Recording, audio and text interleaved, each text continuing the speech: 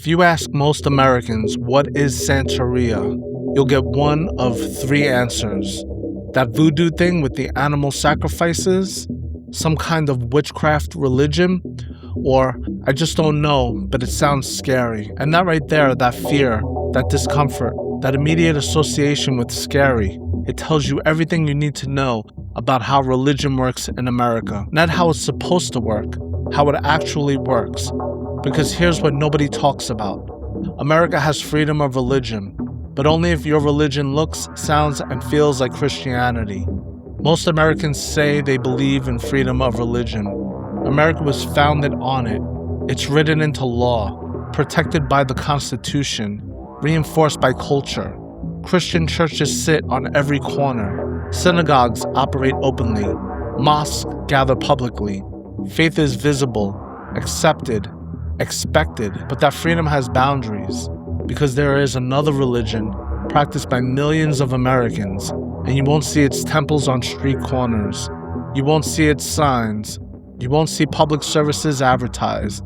It exists almost entirely behind closed doors, not because it is illegal, but because it is misunderstood, because it lives in the shadows. This religion is called Santeria, and most people have no idea what it actually is. The moment your religious practice involves something unfamiliar, different rituals, different symbols, different relationships with the divine, suddenly that freedom, it comes with conditions. Suddenly you're weird, you're dangerous, you need to keep it hidden.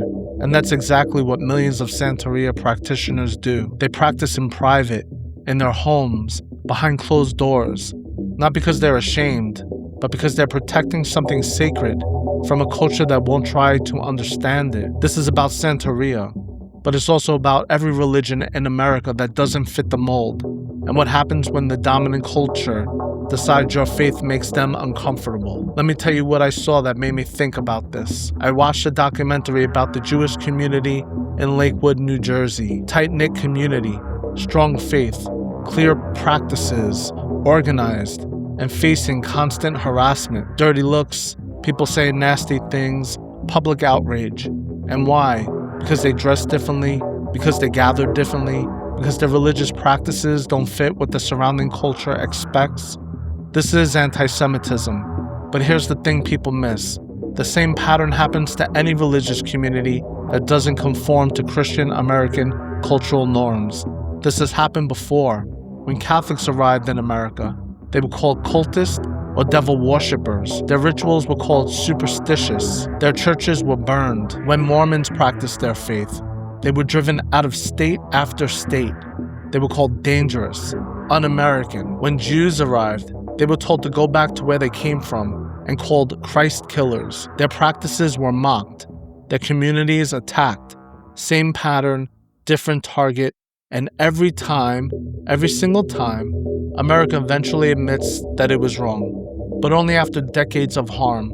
Different target, same prejudice, and it absolutely happens to Santeria practitioners too. The difference is, some of these communities have institutional power. The Jewish community in Lakewood is organized.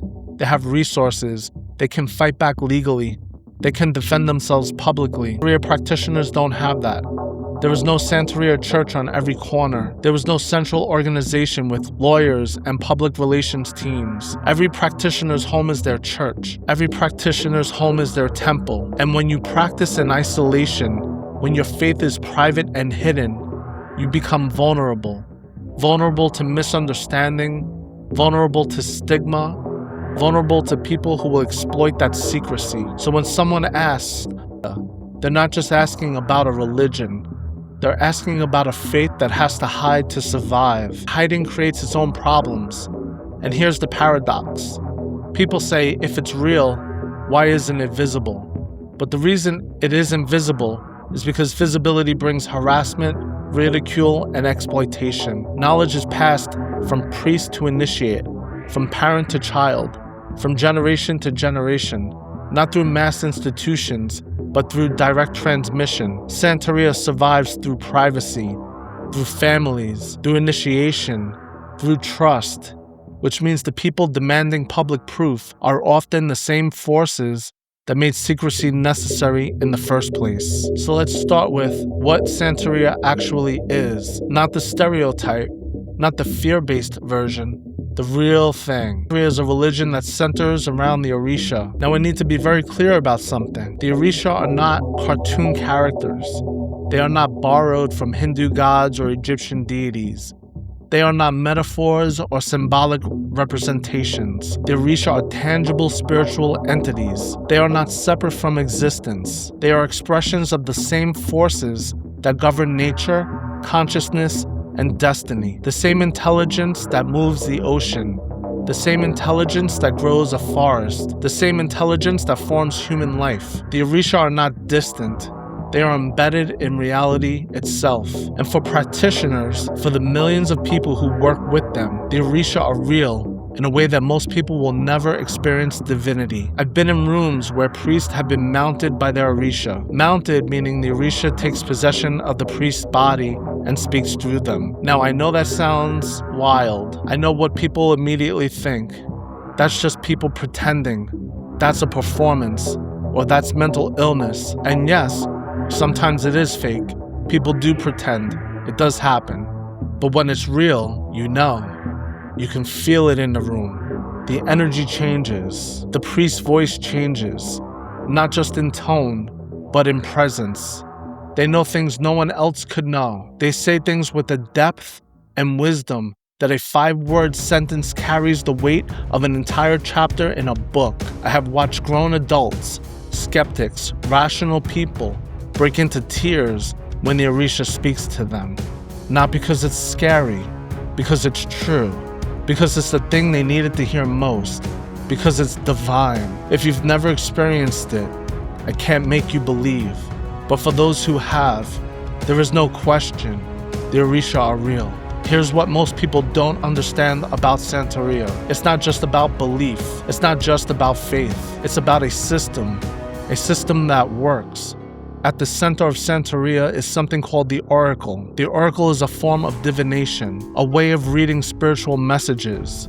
It's called the dilagoon, and it's not vague. It's not "you will meet a tall stranger," fortune-telling nonsense, or stuff like that. The oracle identifies past, present, and future with extreme accuracy. It tells you what's happening in your life right now, things no one else could know. It tells you what is coming, and most importantly, it tells you what to do about it. It actually gives solutions. It provides remedies, rituals, guidance, specific instructions. Now here's where it gets interesting. The oracle doesn't just predict outcomes, it alters outcomes through ritual, through offerings, through specific actions taken at specific times. And I know how that sounds to the uninitiated. I know what the rational scientific mind says. That's not how reality works. But here's the thing. It does work. The predicted events do happen. The remedies do produce results. And not sometimes, not maybe if you believe hard enough, not if you give 10% of your income, but every time if done correctly. And usually, it's the interpreter that gets it wrong. Then that's the problem. The oracle is only as good as the person reading it and conveying the information. The Italero, the Oba, these people spend decades learning the oracle, and they are the people interpreting the signs. It takes a qualified person that understands the system to be able to convey the proper meaning and information. If it's read wrong, the blessings get missed, opportunities get lost. And that is a real problem, because when you're dealing with spiritual forces this powerful, when the oracle is giving you the blueprint for success, for protection, for healing, a bad reading isn't just disappointing, it's devastating. So finding someone who really knows how to interpret correctly, it's everything.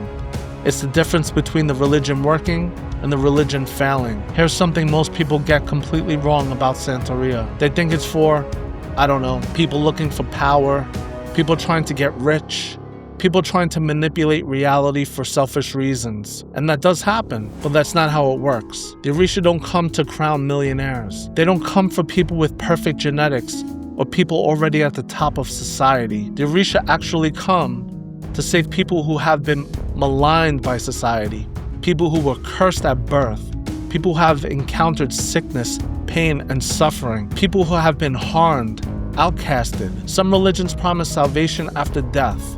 Some promise enlightenment after lifetimes. Santeria offers intervention in this life, when you're sick, when you're under spiritual attack, when you have reached the limits of what conventional systems can do. The Orisha do not wait for abstract worthiness. They come when they are needed. The Orisha do not cast out unfavorables and the marginalized. They do not require financial compensation or 10% of earnings per year to practice.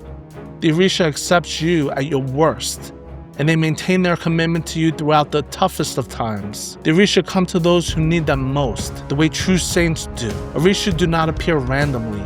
They appear when a person's life reaches a point where intervention becomes necessary.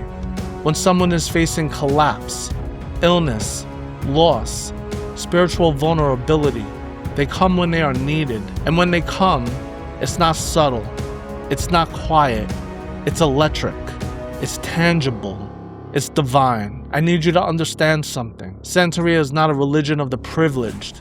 It's a religion of the oppressed. It's a religion of people who have been abandoned by the systems that are supposed to help them. People who have been told they're not good enough, not clean enough, not worthy enough. And the Orisha say, "You are mine, and I will protect you." That's what Santeria is.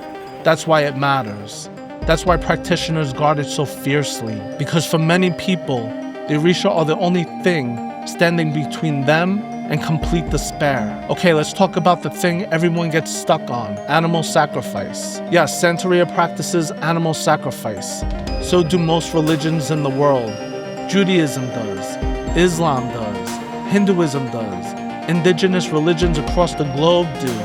The only reason it's controversial in America is because Christianity doesn't do it anymore. And because Christianity is a dominant religion, anything Christianity doesn't do is automatically labeled barbaric.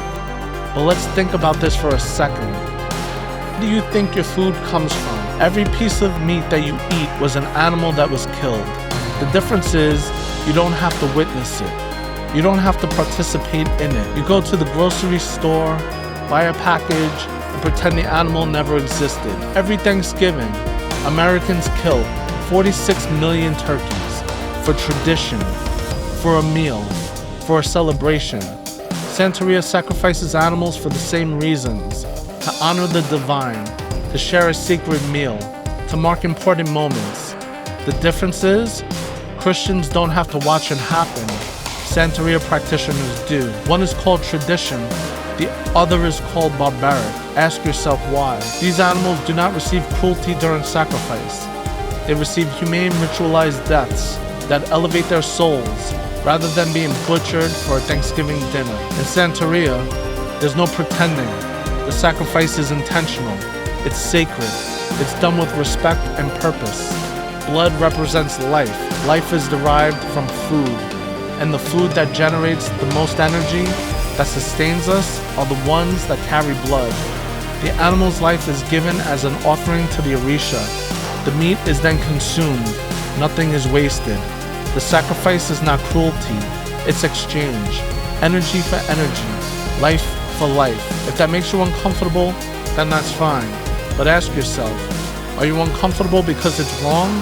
Or are you uncomfortable because it's different? Because if you eat meat, you participate in animal death every single day. You just let somebody else do it for you. Santeria practitioners do not have that luxury. They face the reality of what sustaining life requires, and they do it with intention, reverence, and gratitude. That's not barbaric, that's honest. Now we need to talk about something uncomfortable, because it's hidden, because it's private, because there's no central authority. There are people who exploit it, charlatans, per se. People who charge thousands of dollars for fake ceremonies. People who claim to be initiated when they're not. People who perform rituals incorrectly or don't perform them at all and take people's money. And here's the thing, the Orisha come to people who are desperate, people who have been hurt, people who are vulnerable. And when someone is desperate, they're easy to exploit. Here's what people need to understand. Being crowned by an Orisha does not make you a perfect person. Orisha are perfect. Orisha are divine. But the person the person is still human. Initiation does not erase ego. It does not erase human weakness. It establishes a relationship with the divine, but the person must still live inside their own psychology. Some honor that responsibility and some fail it. I made this mistake when I first started learning about Santeria. I thought if someone is crowned, they must be enlightened. They must be spiritually pure. I was wrong. Some crowned priests are incredible. They're wise, generous, truly connected to the divine. Others are not. And the bad ones, they happen to get all of the attention. They're the ones people point to and say, see, the whole religion is a scam. But ask yourself, do you think all Italians are on the mafia because the Italian mafia exists? Do you think all Mexicans are drug dealers because narcos exist? No, right? Then why judge an entire religion by its worst practitioners? There are people who do Santeria right, with integrity, with respect, with real spiritual power. You just have to find them. And that's hard when everything is hidden. Here's something important. Not everyone's destiny is to be crowned. Becoming a priest, being fully initiated, is a serious, life-changing commitment. It's not something to do lightly, but here's what people need to know. You don't need to be crowned to work with the Orisha. You don't need permission from some priest who's trying to control access. You can pray to the Orisha. You can set up altars. You can light candles. You can make offerings. Yes, some things require a priest, like sacrifice, but many things don't. You can receive the elekis, which are sacred beads. You can receive your warriors, their protective Orisha, such as Elegua Ogun. You can even receive Olokun without being crowned. This is called being half-seated, and it's a legitimate path. The problem is, people create barriers. Priests who want to control say, you can't do anything without me, you have to pay me, you have to go through me. And some of that is true, but not all of it. The Orisha don't belong to priests. They belong to the people who need them. And if you need them, you can reach them. You can pray, you can work, you can connect. But you do need guidance. The oracle is essential. And finding someone who knows how to interpret it correctly, that's critical. But access to the Orisha themselves, that's yours. No one can take that from you. So what is Santeria? It's not getting a reading like a tarot card. It's not wearing white clothes or a lekki. It's not even about the rituals or the sacrifice. Santeria is a relationship with the divine. A relationship that is tangible, electric, and real. It's a religion that says you have been harmed, you have been cursed, you have been abandoned, but you are not alone. The Orisha don't have physical form, but they are present. You can feel them. Those who are aligned can sense their guidance, like a medium but deeper, an interpreter for divine messages. Some things don't make sense to the scientific mind. A ritual with baked apples, candy, and wine shouldn't change your life, but sometimes it does. Intention, alignment, and offering create movement. Events begin to shift. Obstacles resolve. Protection appears where none existed before. These are not symbolic changes. They are lived changes. The target outcomes happen. Reality shifts. And I don't fully understand how sometimes, but I've seen it happen over and over again. Santeria is spiritually pure in a way most people cannot understand. It's profound, it's meaningful, it's real. But practitioners keep it private, not because they're ashamed, because they're protecting it from judgment, from exploitation, from a culture that calls their faith barbaric while eating a cheeseburger. And that privacy creates problems. It lets charlatans thrive. It makes people afraid to ask for help. It isolates practitioners from each other. But the alternative, being open, being public, comes with a cost. Harassment, discrimination, even violence. So practitioners hide. They practice in their homes. They protect what's sacred. And they hope that one day, people will understand. Here's what I want you to take from this. Santeria is not what you think it is. It's not scary. It's not evil. It's not barbaric. It's a religion of deep spiritual power. A religion that saves people. A religion that actually works. And if it makes you uncomfortable, ask yourself why. Is it because it's wrong? Or because it's different from what you know? Because America says it has freedom of religion. But what it really has is freedom for some religions, the ones that don't challenge cultural norms. Santeria challenges those norms. It says the divine doesn't only speak through churches and priests in robes. The divine speaks through Orisha, through possession, through divination, through sacrifice, through rituals that don't make sense to the rational mind, but produce undeniable results. And millions of people practice it, quietly, privately, powerfully, not because they're hiding from the law, but because they're protecting something sacred from a culture that refuses to understand. So the next time someone asks you, what is Santeria? You can tell them, it's a religion that refuses to die, a religion that protects the people society has abandoned, a religion where the divine is not distant or abstract, but tangible, electric, and real. That's Santeria, and it's not going anywhere. If you practice Santeria, or any faith that exists outside the mainstream, you already know what I'm talking about. You know what it's like to be judged for something sacred, and you know the power of what you're protecting. Keep honoring the Orisha, because the world needs what you carry, even if it doesn't know it yet.